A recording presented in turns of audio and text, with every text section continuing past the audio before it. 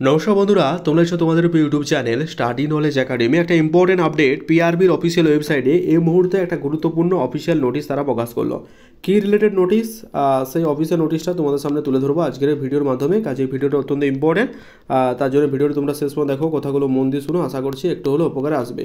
Video শুরু আগে প্রতিমত এবার রিকোয়েস্ট, তোমরা ভিডিও দেখলে লাইক করো, চ্যানেল তো তাহলে সাবস্ক্রাইব করে দিও। নাও যারা টেলিগ্রাম চ্যানেল যুক্ত হন, লিঙ্কে তার ডিসক্রিপশন টু জয়েন নাও, কারণ ছোটো বড়ো আপডেটগুলো ফার্স্ট অফ আমরা টেলিগ্রাম চ্যানেল প্রোভাইড করে রাখি। তা নিয়ে request you join our Telegram group.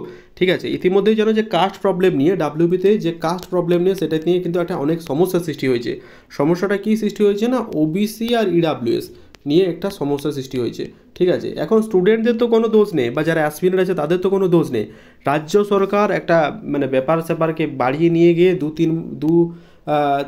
এক থেকে দু বছর ওবিসি কেসের একটা বাহানা দিয়ে এখনও পর্যন্ত কোনো ভার্ডিক্ট অর্ডার কিন্তু তাদের নেই। ইতিমধ্যে একটা কথা বলেছে সুপ্রিম কোর্ট যে রিক্রুটমেন্ট চলাকালীন কোনো নিয়মের পরিবর্তন করা যাবে না, এটা আমাদের বলা আছে। আর একটা অর্ডার, সেটা হচ্ছে বিচারপতি অমৃতা সিং ম্যাডাম হাইকোর্টের উনি বলেছেন তুমি ইডাব্লিউএসে যারা সুবিধা নিতে চায় তারা ইডাব্লিউএসের সুবিধা পাবে, যারা এলিজিবল তারাই পাবে। ঠিক আছে, সেই নিয়ে একটা নোটিশ প্রকাশিত হয়েছে, দেখতে পাচ্ছ, recruitment to the post of sub inspector arm branch Anam branch West Bengal police 2024। সেখানে এই গেট ডিটেলসে ক্লিক করলে একটা নোটিশ প্রকাশিত হবে, সেটা হচ্ছে ক্যাটাগরি চেঞ্জের একটা নোটিশ।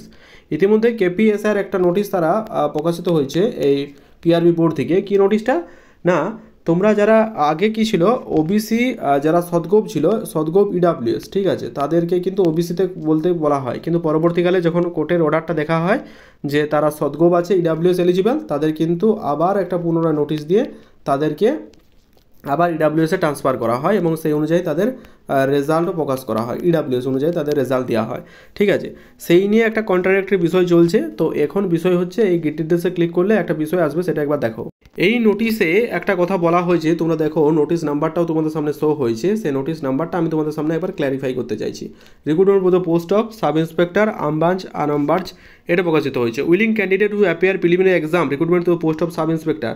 ঠিক আছে, যেটা কথা হলো 12 তারিখে হয়ে গেল, 12/10/2025 তারিখে।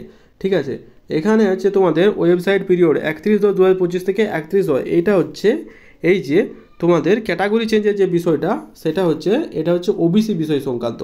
অনেকে বলছো এটা ওবিসি, যাদের ওবিসি সার্টিফিকেট আছে এই ডেটের পিরিয়ড আগে এবং পরেই তোমাদের কিন্তু এটা দিতে হবে। যাদের ইডাব্লিউ সার্টিফিকেট আছে, এটা যেহেতু 23-এ রিক্রুটমেন্ট, 23-24-এর ইডাব্লিউ সার্টিফিকেট যারা আছে তোমরা প্রত্যেকে এলিজিবল। ঠিক আছে, ইমেল পোস্টাল সিস্টেম এরকম পিএসসিরও কিন্তু উচিত, পিএসসি যারা এক্সাম দিয়েছো তাদের হয়তো বুঝতে পারবে আমারটা, পিএসসি ক্লার্কশিপের কথা যাদের বলছি, এদেরও উচিত, পিএসসিরও উচিত, পিএসসি বোর্ডেরও এরকম একটা নোটিশ প্রকাশ করতে যে যারা ডিউরিং ফর্ম ফিল আপের সময় ইডাব্লিউএস ফিল আপ করেছিল, ডিউরিং ফর্ম ফিল আপ সময় ইডাব্লিউএস, এবং যাদের 23-24 সার্টিফিকেট আছে, ইডাব্লিউএসের রিভ্যালিড বা রিনিউড সার্টিফিকেট হয় না, সো ডিউরিং ডিভির সময় এই দুটো সার্টিফিকেট দেখালেই কিন্তু কাজ হওয়া দরকার। বাকিটা না হলে তোমরা লিগ্যাল পথ নিও, সদগোপ যারা ইডাব্লিউএস আছে তারা এই ব্যাপারটা কিন্তু দেখে নিও। তো এই নোটিশটা প্রকাশিত হয়েছে কাস্ট ক্যাটাগরি চেঞ্জের। কোনো রকম প্রবলেম হলে জানিও, চেষ্টা করবো কমেন্টে রিপ্লাই করা। With all the best, thank you very much.